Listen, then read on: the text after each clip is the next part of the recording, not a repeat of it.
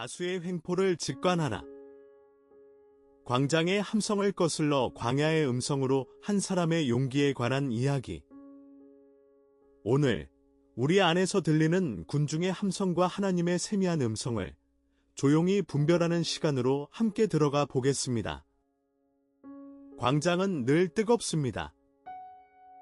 오늘날 그 광장은 도시의 길거리만이 아닙니다. 타임라인에서, 댓글창에서, 알고리즘이 골라준 추천 영상 속에서 수많은 목소리가 동시에 우리에게 외칩니다. 이쪽으로 오라고, 이것이 옳다고, 다 그렇게 하고 있다고. 그런데 하나님은 종종 광장이 아니라 광야에서 사람을 부르셨습니다. 엘리야는 세미한 소리로 만나셨고, 세례 요한은 광야에서 외치게 하셨으며, 예수님조차 새벽산에서 홀로 기도하셨습니다. 이 책은 그 자리에서 시작합니다. 다수의 함성에 휩쓸리지 않고 한 발짝 멈추어 서서 하나님의 음성을 분별하는 한 사람의 자리. 6챕터를 따라 그 자리로 함께 걸어가 보겠습니다. 마태복음 27장은 빌라도의 법정을 냉정하게 기록합니다. 대제사장들과 장로들이 무리를 권유하여 바라바를 놓아주고 예수를 죽이라 하게 하였다고. 그것은 자연스러운 여론이 아니었습니다. 조작된 함성이었습니다. 빌라도가 어찌미냐, 무슨 악한 일을 하였느냐고 되물었지만 군중은 대답 대신 더 큰 소리로 응답했습니다. 그를 십자가에 못 박혀야 하겠나이다. 라고. 논리가 없을 때 사람들은 목소리를 높입니다. 숫자가 근거를 대신하고 함성이 이유를 삼키는 순간이 옵니다. 그날 광장에서 진리는 가장 많은 입에 의해 처형되었습니다.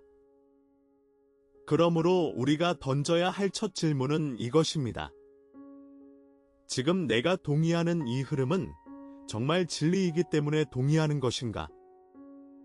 아니면 단지 많은 사람이 외치고 있기 때문인가? 인류 역사는 반복해서 증언합니다. 다수의 목소리가 언제나 옳지 않았다는 것을. 갈릴레오는 소수였고 그를 단죄한 종교재판소는 다수였습니다.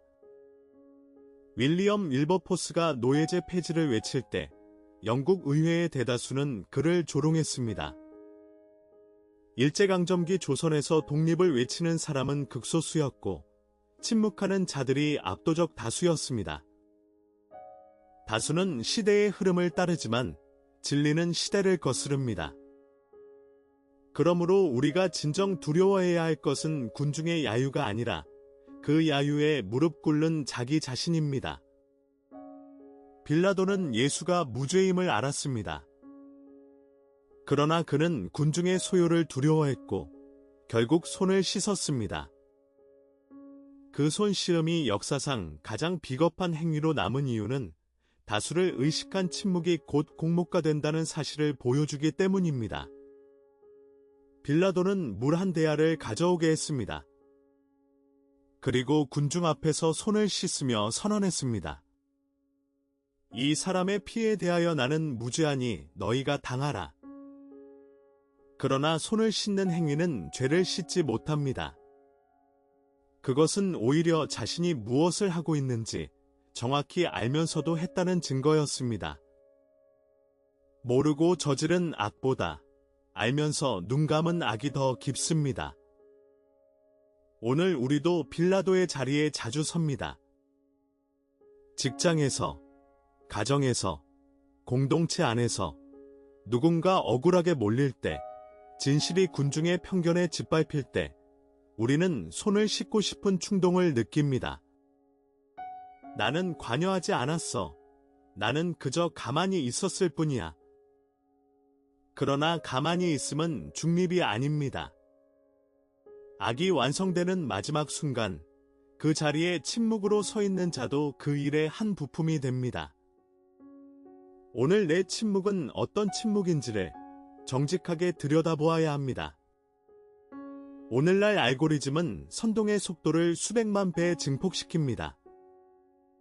클릭이 클릭을 부르고 분노가 분노를 키우며 다수의 목소리는 곧 진리인 양 군림합니다. 그러나 많다고 옳은 것이 아닙니다. 그날 광장을 가득 채운 함성도 틀렸습니다. 로마서 12장 2절은 분명히 말씀합니다. 너희는 이 세대를 본받지 말고 오직 마음을 새롭게 함으로 변화를 받아 하나님의 선하시고 기뻐하시고 온전하신 뜻이 무엇인지 분별하도록 하라. 분별은 정보가 많아서 생기는 것이 아닙니다. 오히려 정보의 홍수를 잠시 끄고 마음을 새롭게 하는 자리에서 시작됩니다. 오늘 하루 단 하나의 타임라인 앞에서라도 멈추어 물어보십시오.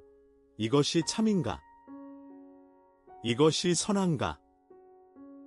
그 질문 하나가 우리를 광장의 군중에서 광야의 한 사람으로 옮겨놓습니다. 군중의 함성과 광야의 외마디는 전혀 다른 차원의 소리입니다. 군중의 함성은 숫자에 기댑니다. 근거 대신 분위기를 따르고 이유 대신 자극을 키우며 다수의 박수를 행복으로 착각하게 합니다.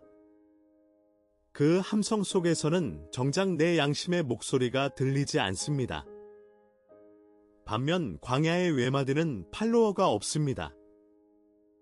박수도 없고 알고리즘이 추천해주지도 않습니다. 그저 잠시 멈추어 서서 하나님의 음성을 분별하는 한 사람의 정직한 용기일 뿐입니다. 그러나 역사는 그 한 사람을 기억합니다. 세례 요한이 그러했고 아리마대 요셉이 그러했고 수많은 무명의 신앙 선배들이 그러했습니다. 잠언 16장 9절은 말합니다. 사람이 마음으로 자기의 길을 계획할지라도 그의 걸음을 인도하시는 이는 여호와시니라. 광야는 외로운 자리이지만 그분이 함께 걸으시는 자리입니다. 1963년 8월 마틴 루터 킹 목사가 워싱턴 DC 링컨 기념관 앞에서 외쳤을 때 그 자리에 모인 군중만이 전부가 아니었습니다. 미국 사회의 압도적 다수는 그를 위험한 선동가로 보았고 정부는 그를 감시했으며 심지어 교회 안에서도 지금은 때가 아니다. 라는 목소리가 더 컸습니다. 그럼에도 그는 꿈을 외쳤습니다. 여론조사의 결과가 아니라 하나님께서 그의 가슴 안에 새겨 넣으신 부르심 때문이었습니다. 다수가 반대할 때 진짜 꿈은 오히려 더 선명해집니다. 주변의 비웃음과 침묵 속에서도 사그라들지 않는 그 부르심이 있다면 그것이야말로 하나님께서 심어주신 칸일 가능성이 높습니다. 여론에 흔들리지 마십시오. 그 꿈을 주신 분이 끝내 이루실 것입니다. 성경은 침묵에도 세 가지 얼굴이 있음을 보여줍니다. 첫째는 비겁한 침묵입니다. 옳은 줄 알면서도 다수가 두려워 입을 다무는 침묵. 빌라도가 손을 씻으며 선택한 그 침묵입니다. 가만히 있음은 중립이 아니라 동조입니다. 둘째는 신뢰하는 침묵입니다. 변명 대신 하나님께 변호를 맡기는 침묵. 예수님은 빌라도의 법정에서 아무 대답도 하지 않으셨습니다. 그 침묵은 무력함이 아니라 하나님의 뜻에 대한 완전한 신뢰였습니다. 셋째는 결단하는 침묵입니다. 광야의 한 사람이 선택하는 멈춤. 잠시 군중의 흐름에서 한 발짝 물러서서 이것이 참인가, 이것이 선한가를 묻는 그 멈춤이 이 시대 군중 심리에 균열을 내는 첫걸음이 됩니다. 빌라도는 명절 관례를 이용해 예수님을 석방하려 했습니다. 그러나 군중은 흉악범 바라바를 선택했습니다. 살인과 반역으로 감옥에 갇혔던 자가 풀려나고 아무 죄도 없으신 분이 그 자리를 대신 채우셨습니다. 이 장면은 단순한 역사적 아이러니가 아닙니다. 복음의 심장이 뛰는 소리입니다. 바라바는 우리 모두의 이름입니다. 죄의 감옥에 갇혀 마땅히 심판을 받아야 할 우리를 위해 예수님은 스스로 그 자리에 서셨습니다. 이사야 53장 7절은 그 모습을 이렇게 그립니다. 그가 곤욕을 당하여 괴로울 때에도 그의 입을 열지 아니하였으며 마치 도수장으로 끌려가는 어린 양과 털 깎는 자 앞에서 잠잠한 양같이 그의 입을 열지 아니하였도다.